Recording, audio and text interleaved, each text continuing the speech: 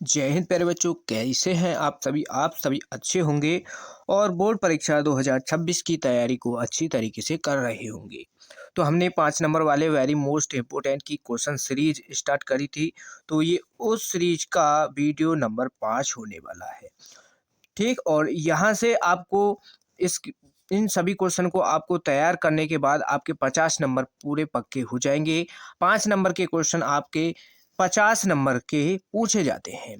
तो यहाँ पर देखो, हमने प्रश्न संख्या ये आपका लिया है और बहुत ही ज़्यादा मोस्ट इम्पोर्टेंट है। बोर्ड एग्जाम 2026 में ये डायरेक्ट छपने वाला है। ये क्वेश्चन आपका सीधा आपके 23 फरवरी को ज़रूर देखने को मिलेगा। एक भी क्वेश्चन इस वीडियो से आपको छोड़ना नहीं है। और जिन बच्चों ने अभी भी उन 4 वीडियो को नहीं देखा, इससे पिछले जो वीडियो हैं उनको नहीं देखा है, तो प्लेलिस्ट का लिंक डिस्क्रिप्शन में दिया गया है, तो वहाँ से उन सभी वीडियो को देख सकते हैं और अपने क्वेश्चन को अच्छी तरीके से तैयार कर सकते हैं। अगर आप चैनल पर नए हैं तो चैनल को एक बार ज़रूर सब्सक्राइब कर लीजिए और वीडियो को लाइक कर दीजिए। तो चलिए स्टार्ट करते हैं। और क्वेश्चन है आपका कि वक्र x² / 25 प्लस y² / 9 बराबर 1 से घिरे भाग का क्षेत्रफल ज्ञात कीजिए। तो यहाँ पर आपको इस क्वेश्चन को देखकर मालूम हो चुका होगा ये किस चैप्टर का क्वेश्चन है। तो ये चैप्टर नंबर आपका 8 समाकलन के अनुप्रयोग उससे लिया गया है। बहुत ही ज़्यादा मोस्ट इम्पोर्टेंट है। तो कैसे इसको हल करते हैं, तो चलिए देखते हैं। तो देखो, इस टाइप के क्वेश्चन पेपर में हर बार पूछे जाते हैं। तो देखो, अब यहाँ पर ये जो समीकरण है ये आपको पता होगा, ये दीर्घवृत्त का समीकरण है। तो यहाँ पर इसको पहले लिख लेंगे। तो दिया है दीर्घवृत्त का समीकरण। तो दीर्घवृत्त का जो समीकरण है वो हमको दिया है x² / 25 प्लस y² / 9 और बराबर में यहाँ पर 1 है। तो देखो, आपने जो दीर्घवृत्त का समीकरण पढ़ा है वो क्या होता है, x² / a² ये होता है। तो यहाँ पर ये जो 25 है हम इसको 5 का स्क्वायर लिख सकते हैं, प्लस y² इसको 9 को लिख सकते हैं 3 का स्क्वायर बराबर 1। ठीक है, अब यहाँ पर छोड़ दो इसको। अब नेक्स्ट इसके बाद यहाँ पर देखो, दीर्घवृत्त का समीकरण दिया है। तो यहाँ पर हमको दीर्घवृत्त का आपको यहाँ पर क्या बनाना पड़ेगा, इसमें चित्र बनाना पड़ेगा। तो इसका डायग्राम यहाँ पर बना लेते हैं और आपको भी डायग्राम बनाना है। ठीक, स्केल से आप बना लेना अच्छी तरीके से। तो आपको पता है दीर्घवृत्त का जो चित्र होता है वो कैसे बनता है। तो यहाँ पर ये जो होता है एक अंडा आकार का होता है। यानी अब देखो, यहाँ पर ये x की जो वैल्यू x अक्ष पर यहाँ पर 25 है, यानी जो y ये x की वैल्यू है y अक्ष से ज़्यादा है। तो यहाँ पर जो ये जो ग्राफ बनेगा कुछ इस तरीके से बनेगा। ठीक, यानी ये x अक्ष पर ज़्यादा फैलेगा और y अक्ष पर कम। तो ये कुछ इस तरीके से आपका ये बन जाएगा। तो इसको आपको ढंग से बना लेना है। ठीक, तो ये बन चुका। अब ये आपका दीर्घवृत्त का डायग्राम बन चुका है। तो यहाँ पर इसको A मान लो और इसको मान लो बिंदु B, और यहाँ पर आपको पता है बिंदु O केंद्र पर होता है। अब यहाँ से बिंदु O से और x अक्ष पर देखो, x अक्ष और यहाँ पर होगा y अक्ष। तो A की वैल्यू क्या है, यहाँ पर 5 है हमारी A की वैल्यू। तो बिंदु O से और बिंदु A जो है इसकी दूरी होगी वो क्या होगी, 5 हो जाएगी। और y अक्ष पर कौन सा बिंदु आ जाएगा, यानी यहाँ पर आ जाएगा 3। ये इस तरीके से। अब हमको क्वेश्चन में क्या कहा है कि घिरे क्षेत्र का क्षेत्रफल ज्ञात कीजिए। तो हमको जो ये इतना जो क्षेत्रफल घिरा हुआ है इससे, ठीक, इस वृत्त से, दीर्घवृत्त से जो आपका क्षेत्रफल घिरा हुआ है ये हमको यहाँ पर निकालना है। तो देखो, आपको जब इसको अच्छी तरीके से बनाएंगे तो इसमें ये जो 4 भाग हैं इसके, तो ये चारों भाग बराबर होंगे। तो हम क्या करेंगे, इसमें से किसी एक क्षेत्र का इसका क्षेत्रफल निकाल लेंगे और उसमें 4 से मल्टीप्लाई कर देंगे। तो इसका कंप्लीट का क्षेत्रफल निकल कर आ जाएगा। तो हम यहाँ पर इसको छायांकित कर देते हैं और इसका हम यहाँ पर क्षेत्रफल निकाल लेंगे। ठीक, और यहाँ पर जो बिंदु होंगे 0,0 होंगे। ठीक, और ये यहाँ पर जो बिंदु होगा, अब देखो यहाँ पर 0 और यहाँ पर 3, तो ये हो जाएगा 0,3 बिंदु। और यहाँ पर यहाँ से बिंदु क्या होंगे, 5,0। ठीक, तो अब यहाँ पर देखो, इसका हमको निकाल लेते हैं क्षेत्रफल। तो क्षेत्रफल किसका निकालेंगे, जो छायांकित भाग का क्षेत्रफल निकाल लेते हैं। तो छायांकित भाग का क्षेत्रफल कह सकते हो, यानी टोटल क्षेत्रफल निकालना है हमको। तो अभिष्ट क्षेत्रफल, तो अभिष्ट क्षेत्रफल बराबर क्या है आपका 4 गुणा छायांकित भाग का क्षेत्रफल। छायांकित बोल सकते हो या रेखांकित, एक ही बात है। तो छायांकित भाग का क्षेत्रफल, ठीक, ये हो जाएगा आपका।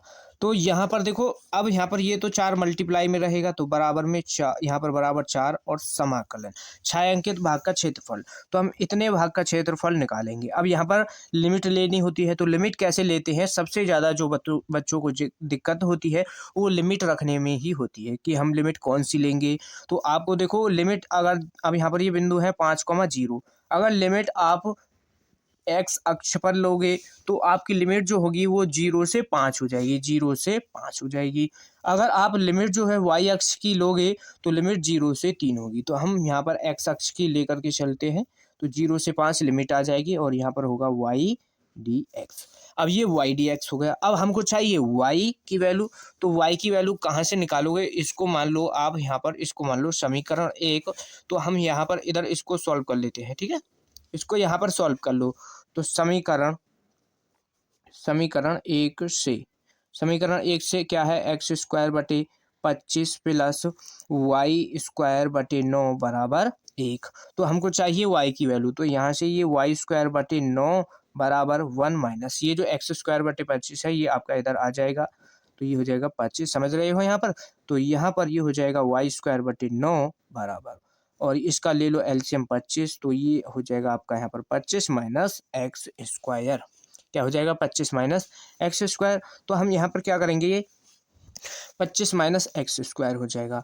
अब हमको चाहिए y की वैल्यू, तो यहाँ पर ये y² है बराबर, इसकी क्रॉस मल्टीप्लाई कर दो यहाँ पर, इसकी क्रॉस मल्टीप्लाई, यानी ये जो 9 है इसकी मल्टीप्लाई इधर हो जाएगी। तो ये इसको हम लिख सकते हैं 9/25 और 25 माइनस x², ये हो जाएगा।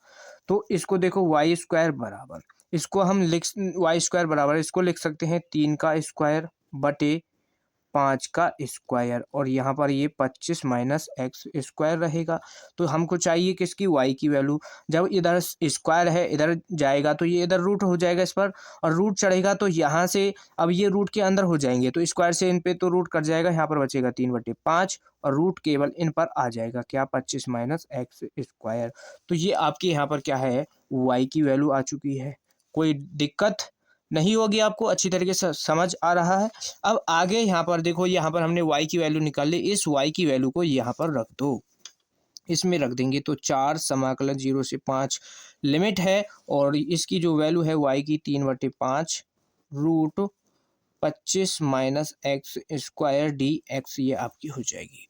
अब देखो यहाँ पर ये 3/5 कांस्टेंट है, तो इसको बाहर कर लो, तो ये यहाँ पर आ जाएगा बाहर, 0 से 5 लिमिट रहेगी, और इस 25 को हम लिख सकते हैं 5 का स्क्वायर माइनस x² dx। अब यहाँ पर देखो हमको करना है समाकलन, ठीक। अब ये यहाँ तक तो हर कोई इस क्वेश्चन को सॉल्व कर लेगा। अब नेक्स्ट इसके बाद जो खेल होता है इसका शुरू, क्या? अगर आपने इसमें समाकलन वाले चैप्टर को नहीं पढ़ा है, समाकलन वाले चैप्टर को नहीं पढ़ा है और समाकलन करना ही नहीं आता, तो ये क्वेश्चन आपसे सॉल्व नहीं होगा। इसमें समाकलन करना आपको आना चाहिए। तो इसमें देखो, अब ये 5 का स्क्वायर है, यानी ये a² माइनस x² वाला यहाँ पर फॉर्मूला लग जाएगा, ठीक, a² माइनस x² वाला। तो इसका जो डायरेक्ट फॉर्मूला होता है, यदि इस तरीके से मिले आपको समाकलन रूट के अंदर a² माइनस x² dx, यानी इस टाइप का कोई आपको क्वेश्चन दिया गया है और इसका समाकलन करना है, तो इसका जो समाकलन होता है डायरेक्ट, इसका समाकलन होता है क्या? x/2, क्या होता है? x/2 और रूट के अंदर a² minus x² plus a²/2 और साइन इनवर्स x/a, ये होता है इसका डायरेक्ट समाकलन, यदि इस तरीके से कोई क्वेश्चन दिया है, ठीक। और लिमिट आपकी 0 से a होनी चाहिए, 0 से a, ठीक। तो लिमिट आपकी यहाँ पर 0 से a हो जाएगी। अब 0 से a लिमिट क्या है यहाँ पर हमारी? 0 से 5, तो जस्ट इसी तरीके से आपका हो जाएगा। तो ये 4 दिया, यहाँ पर इसको 12 लिख सकते हैं हम, और बटे 5। तो इसका जो समाकलन होगा x बटे 2 रूट के अंदर। अब ए स्क्वायर है तो यहाँ पर ए का जो काम कर रहा है 5 है, तो ये हो जाएगा 5 का square minus x square plus a square, यानी यहाँ पर 5 का स्क्वायर बटे 2। ए की जो वैल्यू है 5 है, तो साइन इनवर्स एक्स अपॉन ए की वैल्यू क्या है आपकी 5। और लिमिट 0 से ए है, तो लिमिट यहाँ पर हमको क्वेश्चन में दी गई है 0 से 5, ए लिमिट रख देंगे, बस इतना करना है। और यहाँ पर अब अपर लिमिट रख देंगे इसकी, तो 12/5 बाहर रहेगा, एक्स की जगह पर 5 रख दो तो ये 5/2 हो जाएगा।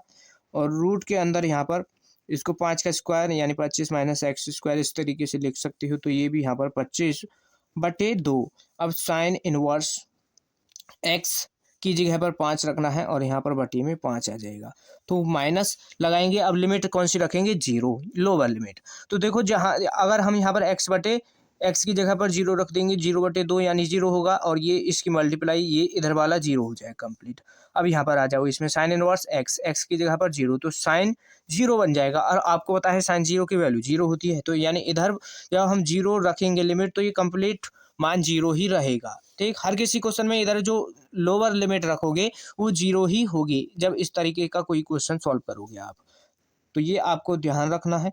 और 12/5, तो यहाँ पर देखो इसमें ये 5/2 और यहाँ पर ये हो जाएगा, देखो यहाँ पर हमको x की जगह पर क्या रखना था 5, तो ये हो जाएगा यहाँ पर 25।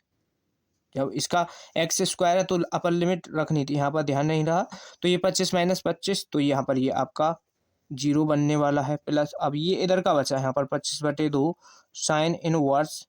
अब ये 5 से 5 कट जाएगा, यहाँ पर बचेगा 1, तो यानी ये 5/2। ठीक, ये इधर 0 हो गया, तो बराबर यहाँ पर क्या बचा 12/5 रहा, और यहाँ पर ये मल्टीप्लाई में है अब 25/2। अब आपको पता है साइन इनवर्स 0, साइन इनवर्स 1 है। अब ये जो साइन इनवर्स 1 है, यानी साइन में वैल्यू जो होती है 1, वो कितने की होती है, तो आपको पता है साइन 0 की 0 होगी और साइन 90 की होती है 1, तो साइन 90, तो इस 1 की जगह पर हम साइन 90 लिख सकते हैं, और साइन इनवर्स से साइन कट जाएगा, तो 90 को हम π/2 लिख सकते हैं, π/2 लिख सकते हैं। तो इसका जो फाइनल आंसर होगा, देखो इस 5 से इसको काट दो 5 बार, इस 5 से इसको काट दो 5 बार, और 2 और 2 इससे देखो 4 हो जाएगा, यानी मल्टीप्लाई करेंगे और इसको काट देंगे 3 बार, और इसकी मल्टीप्लाई, और ये पाई है, तो यहाँ पर जो इसका फाइनल आंसर होगा 3×5 = 15 पाई वर्ग इकाई। क्षेत्रफल निकाल रहे हैं, तो यहाँ पर वर्ग इकाई आपकी यूनिट, यानी इसका मात्रक होता है क्षेत्रफल का, वर्ग इकाई आपका यहाँ पर ये आंसर हो जाएगा, यानी 15 पाई वर्ग इकाई आपका फाइनल इस क्वेश्चन का आंसर है। तो इस तरीके से इस क्वेश्चन को सॉल्व करना है, बहुत ही ज़्यादा मोस्ट इम्पोर्टेंट है बोर्ड परीक्षा 2026 के लिए, छोड़ना नहीं है। और एक एक स्टेप आपको अच्छी तरीके से ये क्लियर हो गए होंगे इसके। फिर भी कोई डाउट रहा है तो कमेंट में बता सकते हैं, और या फिर एक बार वीडियो को पीछे करके आपको अच्छी तरीके से देख लेना है, तो ये सब आपको समझ आ जाएगा। इसी टाइप के हम क्वेश्चन सॉल्व कराएंगे इसी वीडियो में। तो अगला क्वेश्चन देखो, नेक्स्ट क्वेश्चन देखो, नेक्स्ट क्वेश्चन है कि यदि फलन f(x) हमको ये दिया है, यानी जो फंक्शन है हमको ये दिया है, और x = 3 पर ये हमको चेक करना है कि ये संतत है, और 5 नंबर में ये क्वेश्चन पूछा गया है। और ये क्वेश्चन आपका देखो 2023 में पूछा है, 24-25 ये 3 साल पूछा गया है, तो ये बोर्ड परीक्षा 2026 में इसके आने की संभावना है। तो इसको अच्छी तरीके से तैयार करना है, वेरी मोस्ट इम्पोर्टेंट है। ठीक, तो हमको सबसे पहले क्या करना है, क्वेश्चन में जो आपको वैल्यू दी गई है उसको लिखना है, दिया है हर किसी क्वेश्चन में। ठीक, तो दिया क्या है हमको, ये फंक्शन दिया है f(x) बराबर, ठीक, तो ax + 1 यदि जो x का मान है वो लेस देन और बराबर है 3 के, और bx + 3 यदि फंक्शन आपका, यानी जो x की वैल्यू है वो ग्रेटर देन है 3 के। ठीक, और x = 3 पर ये हमको चेक करना है, तो चलिए हल करते हैं। x = 3 पर चेक कर रहे हैं ये संतत है या नहीं। तो सबसे पहले हम क्या करेंगे, x = 3 पर कौन सा फंक्शन आएगा, तो सबसे पहले आपको पता है कि संतत के लिए कंडीशन क्या होती है, फंक्शन f(x) बराबर होना चाहिए लिमिट लेफ्ट हैंड लिमिट बराबर होनी चाहिए राइट हैंड लिमिट की, यानी ये तीनों मान आपके समान आ जाते हैं तो वो क्वेश्चन यानी वो फलन आपका क्या होगा, संतत फलन हो जाएगा। तो हम सबसे पहले x बराबर 3 पर चेक करेंगे। तो यहाँ पर x की जगह पर 3 रखो, तो x बराबर 3 पर कौन सा फंक्शन आएगा, यहाँ पर x लेस देन बराबर यानी बराबर है, तो आपका ये वाला फंक्शन आ जाएगा a x प्लस 1। तो x की जगह पर क्या रखना है 3, तो ये 3x प्लस 1, ये 3a आएगा यहाँ पर, क्योंकि x की जगह पर हमको रख देना है 3, तो 3a प्लस 1, तो ये आ गया हमारा फंक्शन 3 पर। अब हम निकाल लेते हैं क्या, लेफ्ट हैंड लिमिट। तो लेफ्ट हैंड लिमिट तो आपको पता है क्या होगी, लिमिट x टेंस टू 0 पर चेक कर रहे हैं और यहाँ पर लगाना है माइनस और फंक्शन f(x), ठीक। तो यहाँ पर इस माइनस का मतलब है कि जो आपको फंक्शन, इसमें जो फंक्शन लेना है तो जो 0 से छोटी वैल्यू के लिए लेना है, इसका मतलब यही है माइनस का। तो यहाँ पर जो हो जाएगा ये लिमिट x टेंस टू 0, तो यहाँ पर जो फंक्शन आएगा यानी 0 से छोटे के लिए, तो 0 से छोटे के लिए यहाँ पर ये x की वैल्यू लेस देन 3 है, यानी 3 से छोटी चाहिए, तो 3 से छोटी के लिए ये फंक्शन आ जाएगा क्या, a x प्लस 1। अब हमको x की जगह पर 0 रख देना है, यहाँ पर क्या ये 3 रखना है यहाँ पर हमको, क्योंकि 3 पर ये चेक कर रहे हैं, ठीक। 3 पर यहाँ पर 3 होगा x लिमिट, अब सही है। अब यहाँ पर x की जगह पर 3 रख दो, तो ये हो जाएगा आपका, यानी x की जगह पर 3 और तो ये हो जाएगा 3a प्लस 1, 3a प्लस 1 आ गया, तो लेफ्ट हैंड लिमिट आ गई हमारी 3a प्लस 1। इसी तरीके से हम क्या चेक करेंगे, हम चेक करेंगे क्या, राइट हैंड लिमिट। तो राइट हैंड लिमिट देख लो अब, RHL बहुत ही ज़्यादा मोस्ट इम्पोर्टेंट है, आपको अच्छी तरीके से ये क्वेश्चन तैयार कर लेने हैं। और हम आपको देखो एक कंप्लीट वीडियो आएगी जिसमें कंप्लीट बुक के 5 नंबर वाले क्वेश्चन सॉल्व कराएंगे, तो बहुत जल्द आपको देखने को मिलेगी। उस पर आपको बहुत ही ज़्यादा उस वीडियो को प्यार देना है। और यहाँ पर देखो, अब इससे आगे देखो, यहाँ पर देखो इसमें लिमिट क्या है, यहाँ पर देखो लिमिट तो 3 है, लेकिन यहाँ पर ये प्लस क्यों लगाया है। तो देखो प्लस का मतलब है जो आपको लिमिट जो फंक्शन लेना है वो 3 से बड़ी वैल्यू के लिए फंक्शन लेना है। तो 3 से बड़ी वैल्यू के लिए कौन सा फंक्शन आएगा, bx प्लस 3, ठीक, ये आ जाएगा। तो लिमिट x टेंस टू 3 और फंक्शन क्या आ जाएगा आपका, bx प्लस 3, ये हो गया। और आपको पता है लिमिट हमको रखनी है अब, तो x की जगह पर 3 रखोगे तो 3b प्लस 1 ये आपका आ जाएगा। और यहाँ पर देखो इस क्वेश्चन को कभी कभी a और b की वैल्यू निकालने को देगा, तो यहाँ पर देखो ये आ गया। अब यहाँ से देखो यदि इसको खाली यूं ही देता है कि x बराबर 3 पर चेक करिए कि संतत है, तो ये देखो अब संतत नहीं होगा, क्योंकि दोनों ये सभी मान हमारे अलग अलग आए हैं। तो अब यहाँ पर हम क्या करेंगे, a और b के मान ज्ञात करेंगे। तो a और b के मान भी निकाल के दिखा देते हैं किस तरीके से निकालते हैं। तो यदि लिखो, यदि x बराबर 3 पर फलन संतत है, x बराबर 3 पर संतत है, सतत है, तो कंडीशन क्या होती है, हमने बताया था लिमिट लेफ्ट हैंड लिमिट बराबर होनी चाहिए राइट हैंड लिमिट, ठीक, ये होनी चाहिए।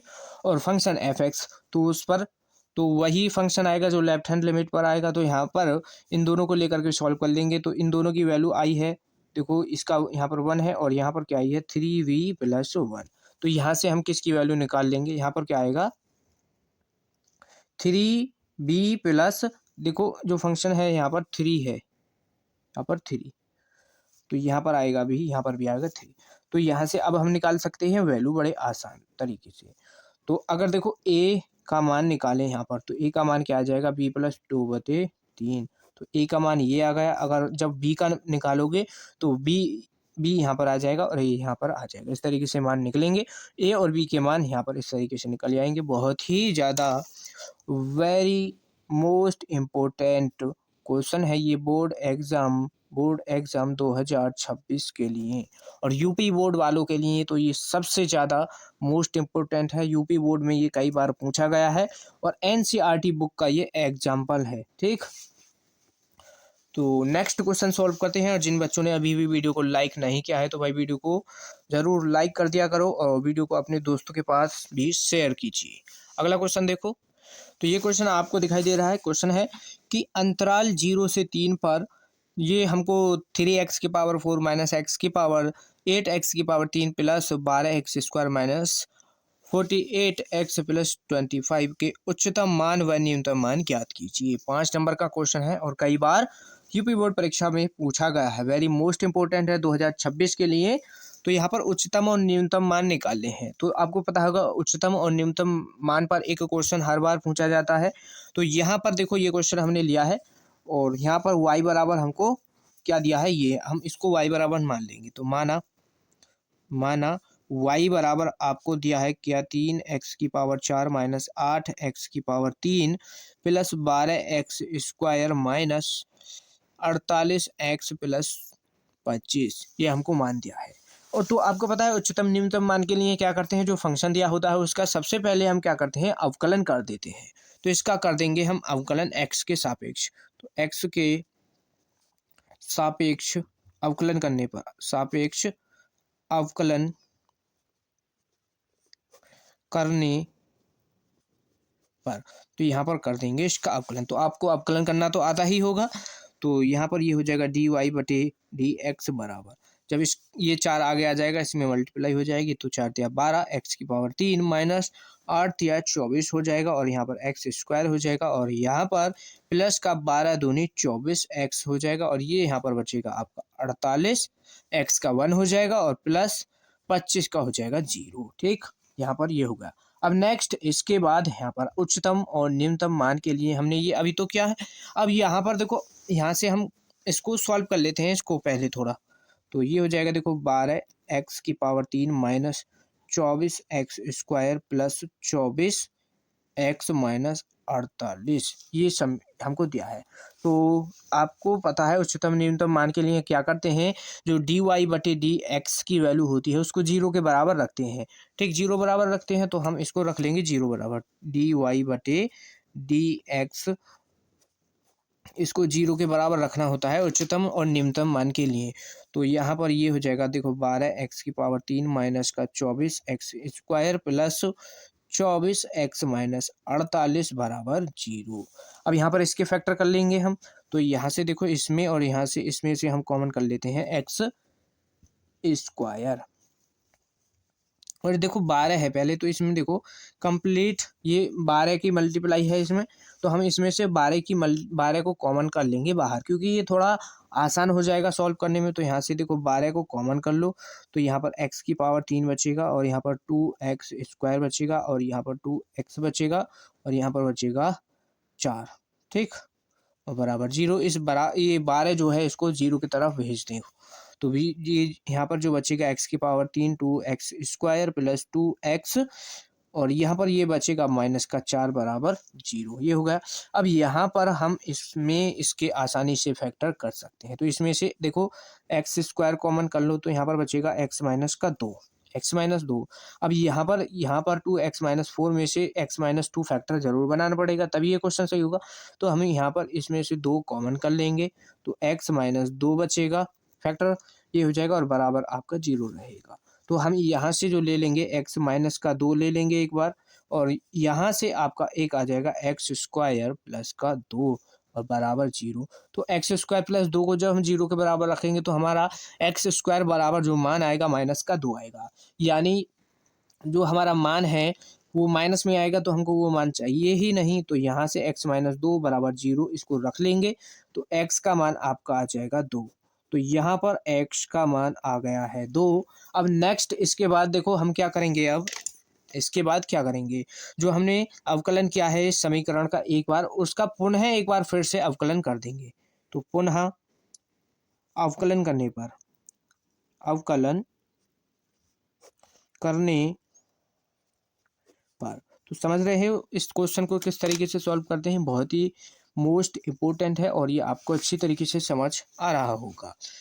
और यहाँ पर देखो हमने इसका अवकलन क्या है, ये आपको अब दिखाई देगा।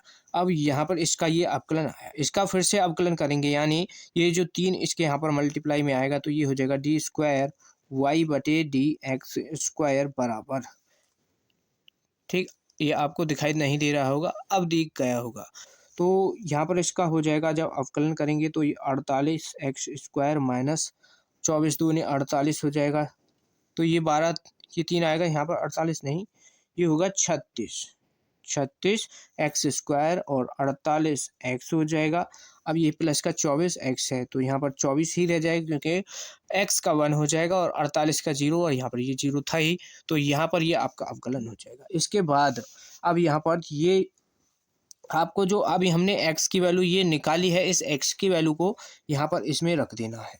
तो ये जो हो जाएगा डी स्क्वायर वाई बटे डी एक्स स्क्वायर बराबर 36 मल्टीप्लाई एक्स की जगह पर 2 रखोगे, इसका स्क्वायर 2 का स्क्वायर 4 होगा, और यहाँ पर भी ये 48 मल्टीप्लाई में 2 प्लस 24 ये हो जाएगा।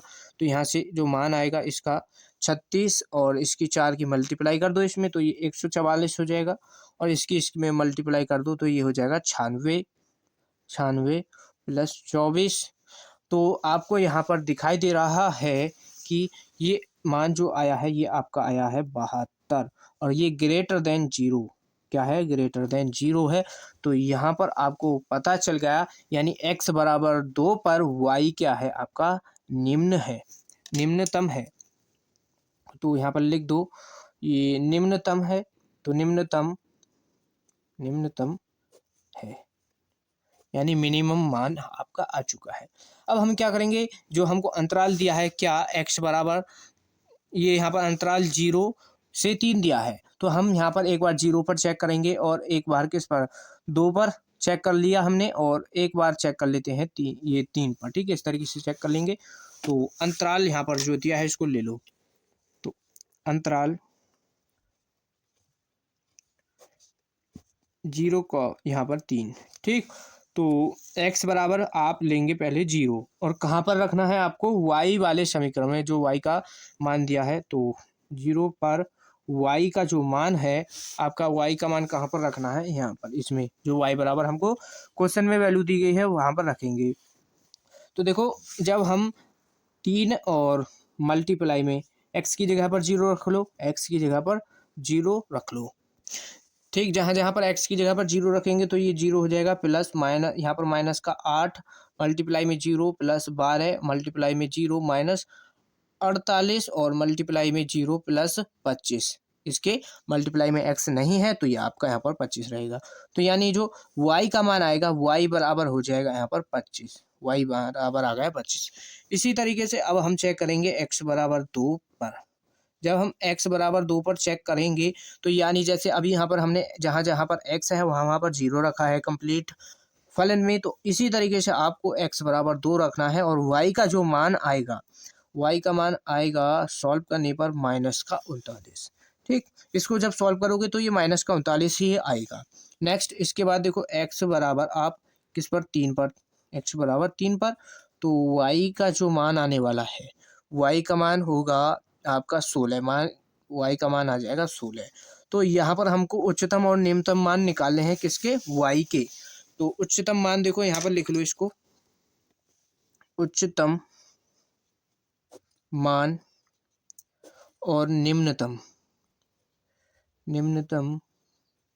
मान, ठीक। तो उच्चतम और निम्नतम मान देखो कौन कौन से हैं, तो इसमें देखो यहाँ पर इस अंतराल पर सबसे कम मान किसका आया है, सबसे कम मान है माइनस का 39, तो ये आपका निम्नतम मान हो जाएगा, निम्नतम मान, तो माइनस का 39 ये हो गया।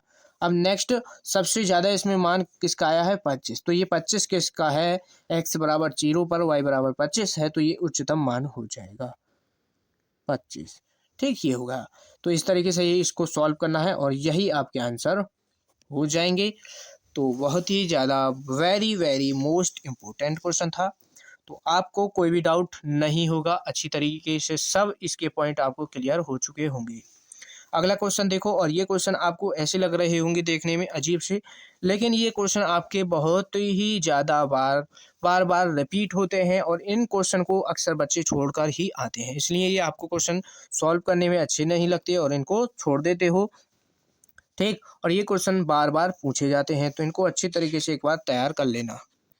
नेक्स्ट क्वेश्चन है आपका, देखो, यदि R1 तथा R2 समुच्चय ए में दो तुल्यता संबंध हैं तो सिद्ध कीजिए कि R1 इंटरसेक्शन R2 भी ए में एक तुल्यता संबंध है। तो ये क्वेश्चन आपने देखा ही होगा, कई बार पूछा गया है 2020, 22, 23, 24, 25 में, यानी ये 2020 से लगातार पूछा जा रहा है। और कुछ बच्चे सोच रहे होंगे कि 21 में नहीं पूछा गया, क्योंकि 21 में लॉकडाउन के कारण पेपर नहीं हुए थे, तो इसलिए ये यहाँ पर पूछा ही नहीं गया, और बाकी जब जब पेपर हुए हैं ये जब ही पूछा गया है। तो देख सकते हैं 2026 में आपका ये 99% आने की इसकी संभावना है, तो इसको अच्छी तरीके से आपको समझना है। क्वेश्चन है कि यदि R1 तथा R2 समुच्चय ए में दो तुल्यता संबंध है। अब देखो, ये तुल्यता संबंध बताया है हमको क्वेश्चन में, और इनका इंटरसेक्शन भी हमको ये दिखाना है कि इन दोनों का इंटरसेक्शन भी एक तुल्यता संबंध होगा। ठीक, और कभी कभी इस क्वेश्चन को यहाँ पर R1 और R2 ना दे करके यहाँ पर R देगा और यहाँ पर S, इस तरीके से ये क्वेश्चन पूछा गया है। ये क्वेश्चन इस तरीके से भी पूछा गया है, यहाँ पर R और यहाँ पर S, R1 और R2 की जगह पर R और S इस तरीके से भी दे सकता है।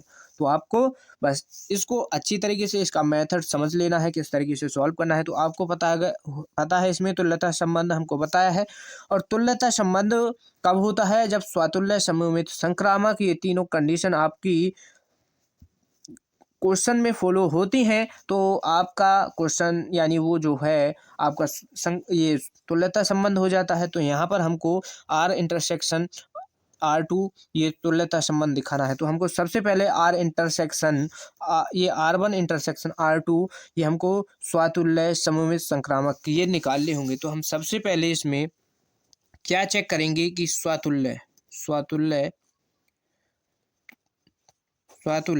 संबंध, ठीक, संबंध, तो ये चेक करते हैं। तो स्वातुल्य संबंध के लिए जो कंडीशन है वो क्या होती है, यानी A, जो आपका बिलोंग्स टू R, ये आपका यहाँ पर करेगा, और जो आपका A है यानी A समुच्चय A है वो R ये समुच्चय A में होगा, बिलोंग करेगा। और यहाँ पर देखो, जब आपको पता है स्वातुल्य के लिए हम यहाँ पर A बिलोंग्स टू R1, यानी A, R1 में बिलोंग करेगा, और R2 तो यहाँ पर लिख दो तथा A, ये भी आपका बिलोंग करेगा R2 में, और हमको निकालना क्या है, R1 इंटरसेक्शन R2।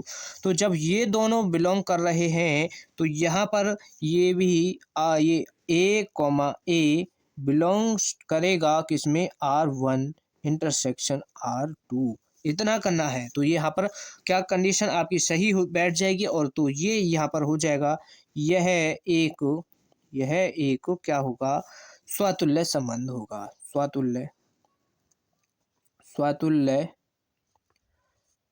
संबंध है।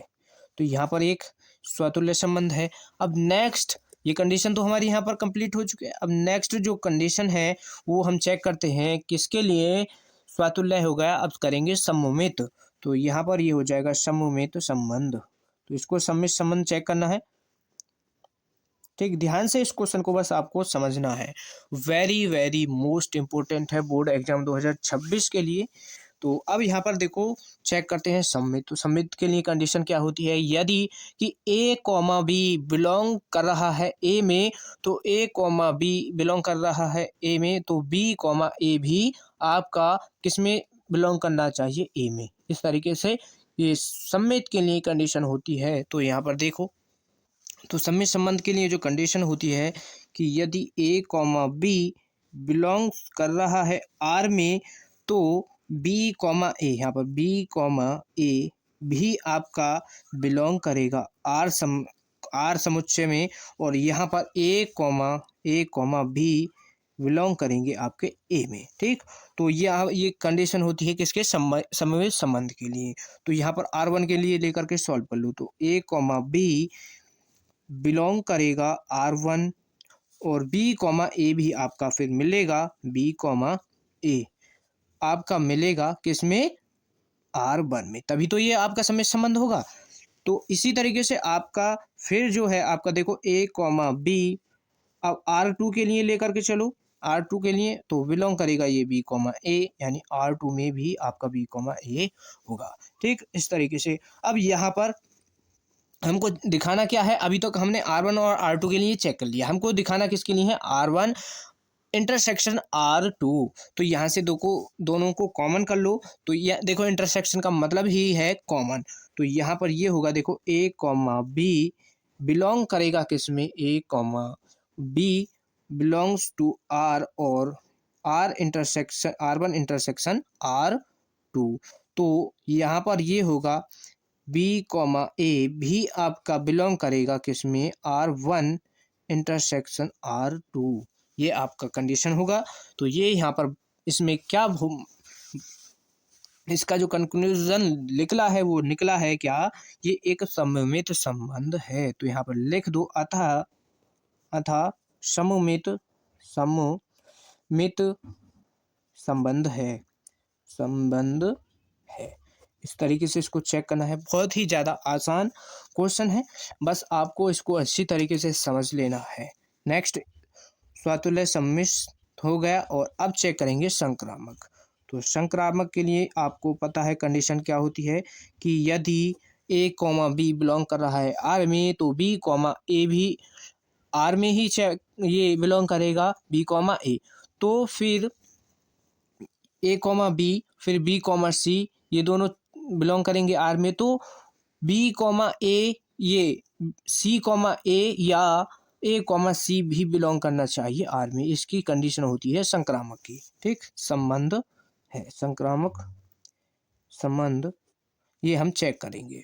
तो ये अभी हमने कंडीशन बताई है किसकी, इसकी।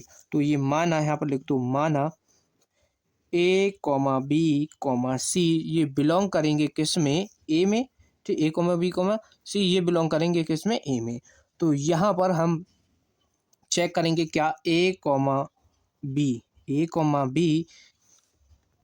तो देखो संक्रामक की कंडीशन क्या है, A कॉमा बी बिलोंग करेगा R में, तो B कॉमा सी भी R में बिलोंग करेगा, और यहाँ पर A कॉमा सी भी बिलोंग करना चाहिए किसमें, R में। देखो A कॉमा बी यदि R में है तो B कॉमा सी भी होना चाहिए, और A कॉमा सी भी यहाँ पर होना चाहिए। ये आपकी कंडीशन होती है किसकी, संक्रामक की। तो अब हमको चेक करना है R1 R2 के लिए।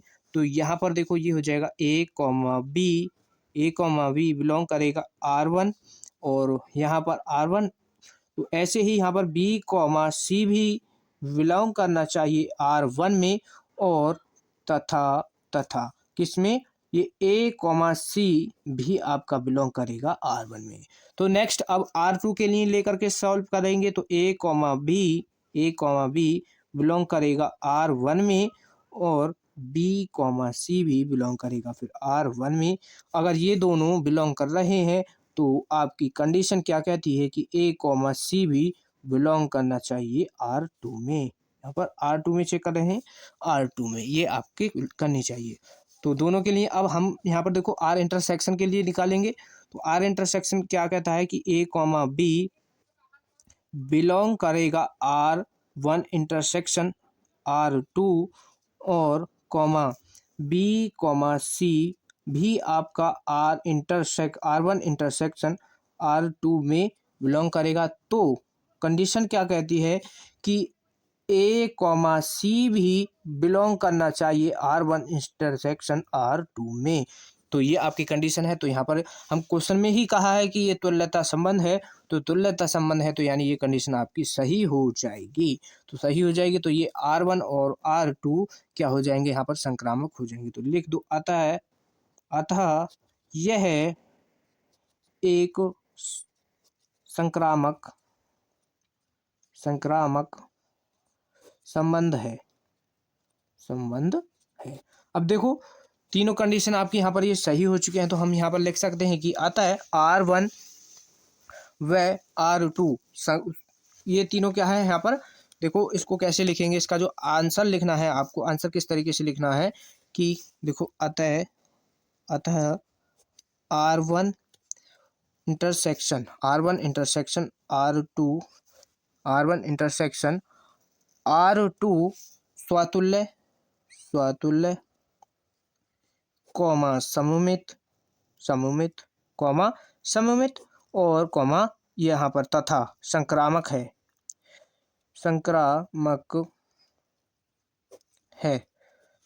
है। तो ये है, तो R1 इंटरसेक्शन R2 एक तुल्यता संबंध होगा। ये हमको इसमें दिखाना है, तो ये इसका आपका फाइनल आंसर हो जाएगा। कोई भी डाउट आपको नहीं रहा होगा, बहुत ही ज़्यादा मोस्ट इम्पोर्टेंट है और ये इस वीडियो का सबसे ज़्यादा मोस्ट इम्पोर्टेंट क्वेश्चन था। अब अगला क्वेश्चन देखो और लास्ट क्वेश्चन है।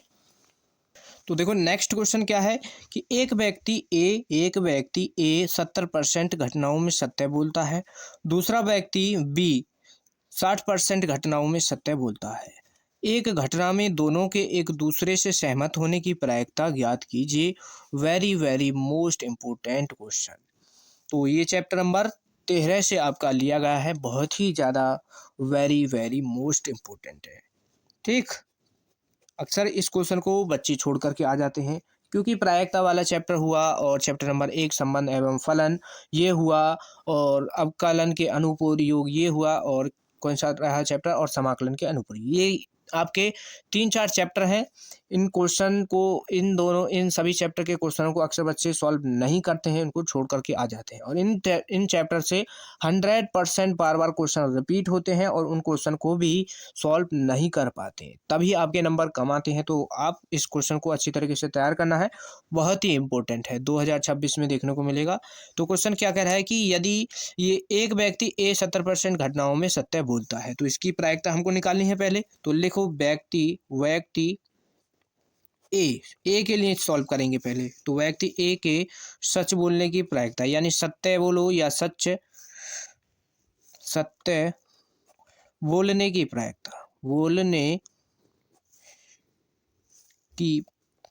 प्रायिकता ये हमको निकालनी है। तो आपको पता है ये कितनी दी गई है, सत्य बोलने की प्रायिकता क्या है आपकी 70%, और आपको पता है 70% का मतलब है 70/100, और 70/100 का मतलब है 7/3, ये 7/10। ठीक, ये आ गई। अब देखो ये व्यक्ति 70% ही तो सत्य बोलता है, तो इसके झूठ बोलने की भी प्रायिकता हमको निकालनी पड़ेगी। तो व्यक्ति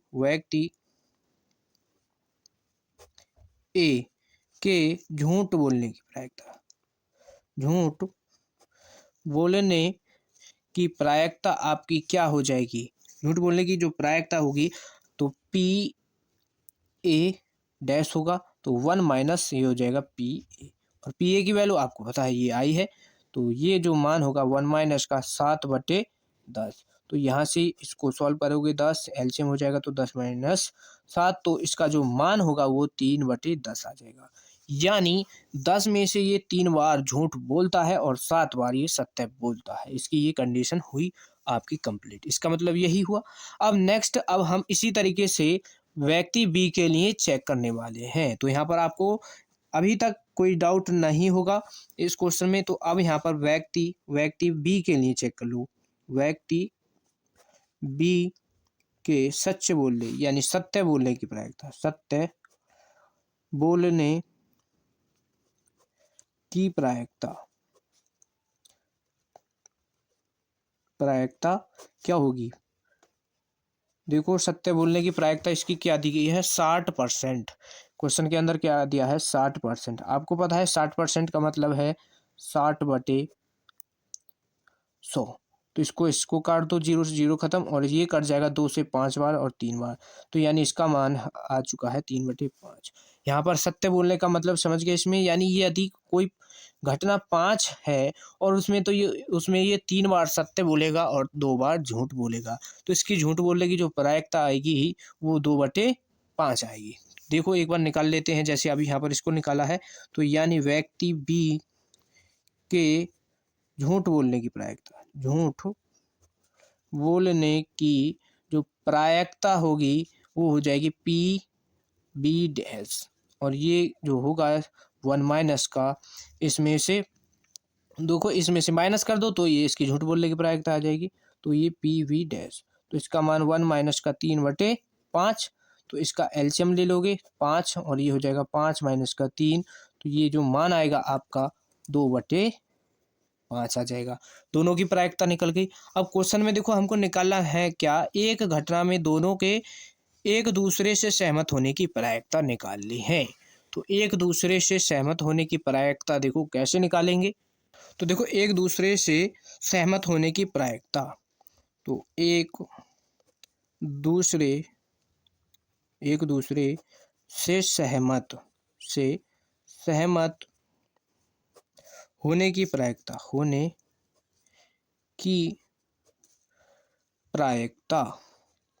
तो दोनों की प्रायिकता जो होगी वो होगी देखो पी ए कॉमा प्रायिकता बी, यानी बी व्यक्ति की प्रायिकता प्लस इस पर डैश और इस पर बार होगा, और इसका यहाँ पर हो जाएगा ये प्रायिकता बी बार। तो देखो आप समझ रहे होगे, यानी प्रायिकता इसकी लेनी है 7/10 कॉमा इसकी प्रायिकता क्या होगी 6/10, इसको ले लो प्लस, और देखो इसकी जो प्रायिकता आई है वो क्या आई है 3/10 मल्टीप्लाई 4/10, ये हमने ले ली है। तो यानी इधर जो ये ली गई है ये सच बोलने की प्रायिकता ली गई है, और इधर झूठ बोलने की प्रायिकता दोनों की ले ली गई है। तो इसकी मल्टीप्लाई हो जाएगी, तो ये हो जाएगा 100 और ये हो जाएगा 42 प्लस, और ये हो जाएगा यहाँ पर 12/100। दोनों को देखो एलसीएम ले लो, 100 एलसीएम आ जाएगा, ये दोनों जुड़ जाएंगे तो 4, और ये हो जाएगा यहाँ पर 5। यानी जो दोनों के सहमत होने पर जो प्रायिकता आएगी इनकी वो आएगी 54%। 54/100 का मतलब 100 को हटा देंगे, परसेंट लग जाएगा। तो यहाँ पर इसमें जो दोनों के सहमत होने की जो प्रायिकता है वो 54% आ चुकी है। तो यही इसका फाइनल आंसर हो जाएगा। बहुत ही ज़्यादा very very most important question था। तो आई होप ये सभी क्वेश्चन, इस वीडियो में जितने भी क्वेश्चन कराए हैं ये सभी क्वेश्चन आपको अच्छी तरीके से समझ आ गए होंगे। एक भी क्वेश्चन में डाउट नहीं रहा होगा, फिर भी कोई भी डाउट रहा है वैसे तो ये आपको अच्छी तरीके से समझा दिए हैं, एक एक स्टेप को क्लियर कराते हुए। कोई भी किसी बच्चे को डाउट रहा है तो वीडियो को एक बार पीछे करके ज़रूर देख लेना, तो ये सभी आपको अच्छी तरीके से समझ आ जाएंगे। और जो हमने इस सीरीज के 4 वीडियो अपलोड हो चुके हैं इससे पहले, इस कंप्लीट सीरीज का हमने प्लेलिस्ट डिस्क्रिप्शन में डाल दिया है, वहाँ से सभी वीडियो को देख सकते हैं। वीडियो को ज़्यादा से ज़्यादा अपने दोस्तों के पास शेयर करना। मिलते हैं नेक्स्ट पार्ट में, धन्यवाद।